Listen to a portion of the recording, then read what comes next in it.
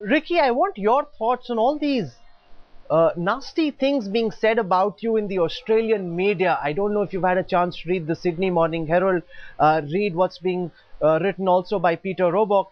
It's almost being made to seem as if Ricky Ponting, if he were to lose this quarterfinal clash against India, he could just as well say goodbye to captaining Australia from here on. Is that weighing on your mind? Are you taking this criticism seriously? I actually got a few messages from home this morning alerting me to the fact that there have been a couple of negative articles written in the newspapers back at home.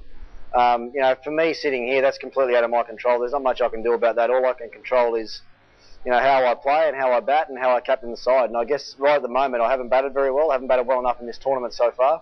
And I think if I had made a few more runs in the tournament, then a lot of this stuff probably would have gone away. So that's certainly the way that I'm looking at it. I know that if I make some runs in this quarter final against India, then it might keep everyone and everything quiet for a little while, but as I said, all I can control is how I bat and how I lead the team. And I think I've led the team well so far in this tournament. I just don't think I've got the runs that I probably wanted to get. So hopefully they're just around the corner.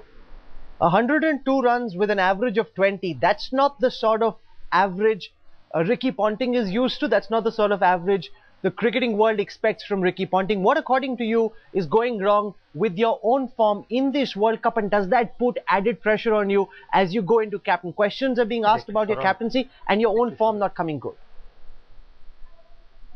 Yeah, I guess it does put a little bit of added pressure on you as a player, because I think all the players in both teams are going to be exactly the same boat. Everyone's going to want to play well in a quarter final. It's as simple as that. So I guess I'm lucky in the fact that I've been around for a long time and long enough to understand that sometimes the harder you try, the less results you get. So that's the way I'm approaching this week. I've just got to do the same preparation I've done right the way through my career and make sure when game day comes around that I'm nice and relaxed and I'm free in the mind. I can go out and play the way I want to play. If you look back through the World Cup so far, I'm disappointed in a couple of innings I've let slip away. I mean, at 38 or whatever it was, or 40 or something against Kenya, when I could have made a really big score there, and then the Pakistan game the other day was an opportunity that I really felt like that got away from me. But the first few games before that, weren't as important to me as what those couple of opportunities were. So now these bigger games are coming around. It's important that your leaders in your team, and obviously me being the most experienced and the captain, I really have to stand up and make some runs. So that's what my whole focus will be this week. Dada, you've been in a similar position where questions have been asked about your form and questions have also been asked about your captaincy. What would your advice to Ricky Ponting be? Because if you look at all this vitriol, it's the sort of stuff we see in the Indian media, not so much in the Australian media. They're all gunning for Ricky Ponting. He's in a bit of a spot. What would you suggest to him? Well, this happens to everyone. It's not just Ricky Ponting and me, and I've seen with Dravid, Kumble, Tendulkar and the captains. Every captain go through this phase. It's the hardest job in sport. It's just a bit easier when you have the best team in the world, which Ricky had in his early days as captain. Obviously, he's going through. He's working with a team now which is going through a rebuilding phase.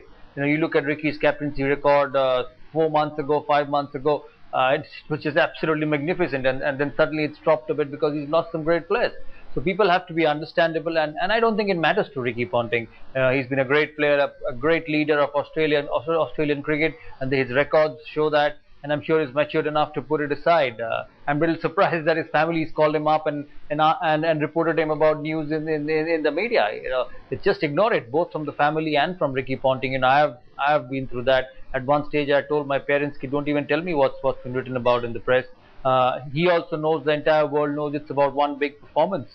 And I hope that it doesn't come against India. But he's a great player, and he will continue to serve Australian cricket. And to me, he's still the best batsman in the team.